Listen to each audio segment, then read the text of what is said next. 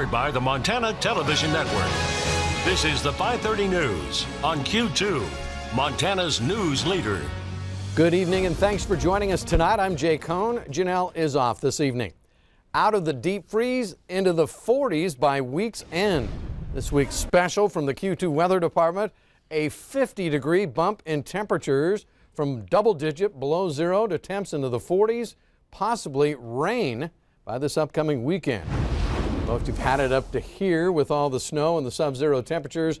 The Q2 Weather Department has just what the doctor ordered. Our chief forecaster Bob McGuire here with the good news with details on a sudden warm-up that is sweeping across Montana right now, Bob. Jay, you're going to love this. We talk about it all the time. It's the Chinook winds. And let me show you what we started with. This was this morning's reported overnight lows. Here in Billings, we were 5 degrees above zero. But look at northeastern Montana, teens, 20s, and 30s below zero. So what happened? Well, it was the Chinook winds. Same thing that caused the Santa Ana winds down there in California.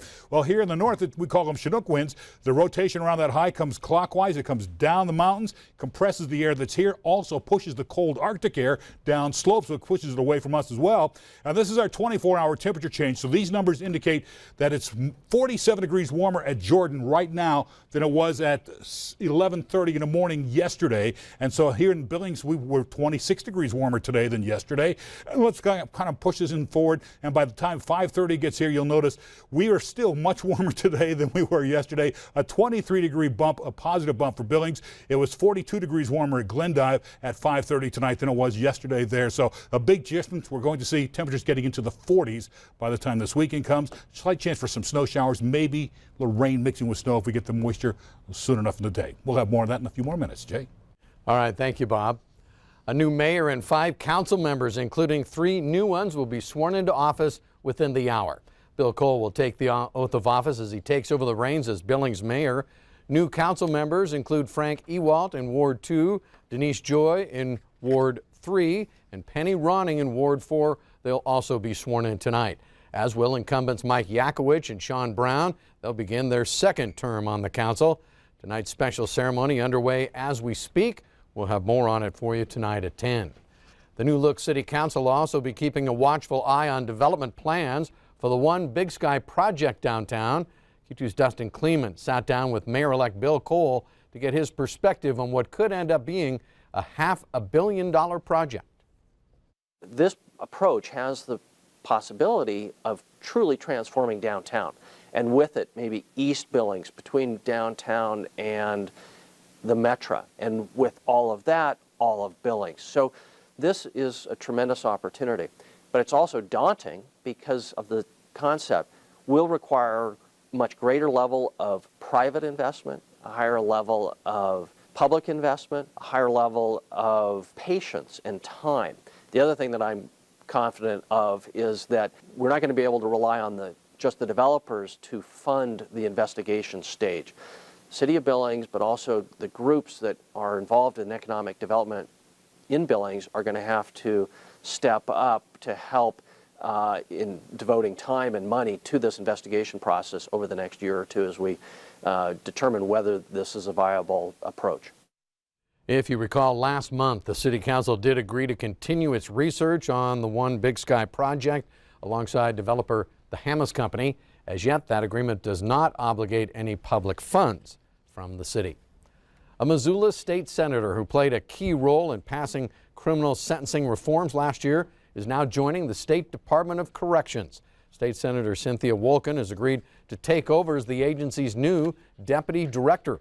Wolken, a Democrat, chaired the 2015 Commission on Sentencing that proposed sweeping reforms to Montana's criminal sentencing laws. In the past 2017 session, Wolken sponsored several bills to enact reforms that are designed to reduce the number of people in jails and in prison in Montana. Those bills passed the 2017 legislature with bipartisan support. Corrections Director Greg Reg said that Wolken's role in the criminal justice reform will be invaluable to the agency as it enacts those changes. Wolken begins her new job tomorrow. She says she looks forward to moving the ball forward on changes that she says will hopefully save taxpayer money while maintaining public safety. Wolken is an attorney. She was elected to the state Senate back in 2014. The field of candidates running for Montana's lone U.S. House seat is shrinking.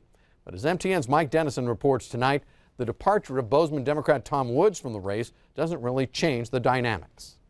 State Representative Tom Woods of Bozeman announced on Monday that he's dropping out of the U.S. House race. He said he knew it would be tough competing against two well-funded Democrats already in the race when he entered early last fall. But he told MTN News Tuesday he didn't expect two other candidates from Bozeman to join the fray as well. I figured if I got to a certain point where I could get my message out, I had a chance. But, with three people from Bozeman running, it really cuts into my ability to fundraise. The two other Bozeman Democrats are former State Representative Kathleen Williams and attorney Jared Pettinato. Three other Democrats also are very much still in the race. Former Land Trust Director Grant Keir of Missoula and attorney John Heenan and former State Senator Linda Moss, both of Billings.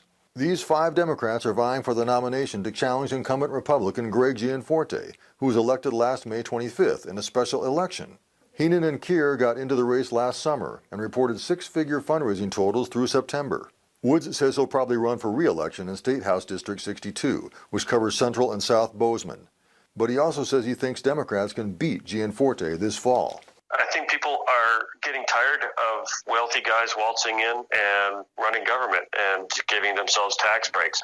I think people are going to respond to the fact that they're going to lose health care over Republican plans to cut taxes for themselves. Gianforte has been a strong supporter of the Republican federal tax cut, which he says will benefit all Montanans. We still have five Democratic candidates in this race, including some who've posted impressive fundraising numbers. But none is well known by voters. And the winner of the primary has to beat a Republican incumbent for a seat that Democrats haven't won in 24 years. Mike Dennison, MTN News, Helena. Thank you very much, Mike. Montana's primary election, if you're keeping track at home, will take place on the 5th of June. If you're planning on flying the skies this year, as of now, you can still use your Montana driver's license as ID. Last October, Montana was granted an extension to comply with requirements of the Real ID Act, and as a result, the Transportation Safety Administration, the TSA, will accept current Montana driver's licenses as official ID until October 10th of this year. Each year during the holidays, Hardin Chevrolet gifts a car to a deserving member of our community. This year, that recipient is someone you may recognize. Back in November here on Q2, we featured a story about homelessness in Billings School District 2. And we spoke to one young woman who has lived on her own since she was 14. She's now a senior in high school and finds a way still to juggle school and work without her own transportation. Until now. Q2's Samantha Harrelson brings us more on this life-changing surprise. Every day for the past few years, Bethany Taylor gets herself to school, then heads to work at the Lockwood Boys and Girls Club. And she's done it all without a car. Now, that in itself may not seem impressive to you until you know Bethany's story. In November, many of you were introduced to Bethany in a story that ran right here on Q2 about youth homelessness in our community. At just 14, Beth was kicked out and left to fend for herself. She's one of the hundreds of kids in School District 2 considered to be homeless. When Hardin Chevrolet began taking nominations for their annual Hearts for the Holiday car giveaway, Bethany's name just kept coming up. We were just moved. We were moved by her adversity and her willing to give back. Look at Mary. Thank you so much. You're welcome.